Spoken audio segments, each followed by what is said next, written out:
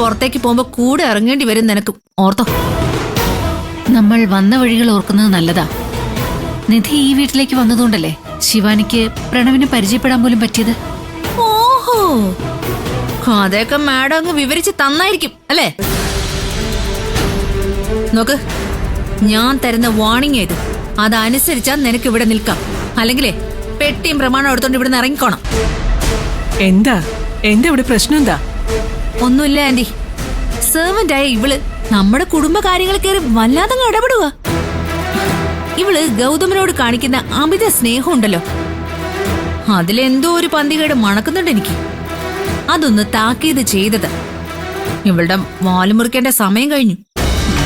ഞാനോ അത് ആലോചിക്കാതിരുന്നില്ല. അയ്യോ, പ്രണവ് അവിടെ കാത്തിരിക്കായിരിക്കും. ആ പാലിങ്ങെടുത്ത് ഞാൻ കൊണ്ടുപോട്ടെ. ഓ, അനങ്ങി വരുമ്പോ നേരം വെളുക്കും, ഞാൻ എടുത്തോളാം. ആന്റി വിഷമിക്കണ്ട, ഇത്രയും വേഗം ഒരു സന്തോഷ വാർത്ത ഞാൻ ആന്റിക്ക് തരും. ഒരച്ഛമ്മയാവാൻ പോകുന്ന വാർത്ത. പോട്ടെ.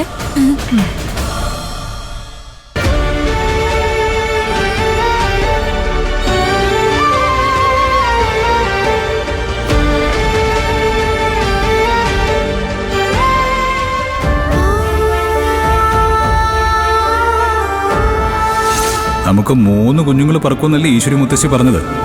അതിനെ ബേസ് ചെയ്താണ് ഞാൻ ഈ ഫോട്ടോ ക്രിയേറ്റ് ചെയ്തിരിക്കുന്നത്. ഞാനും നീയും നമ്മുടെ 3 കുഞ്ഞുങ്ങളുമാണ് ഈ ഫോട്ടോയിൽ.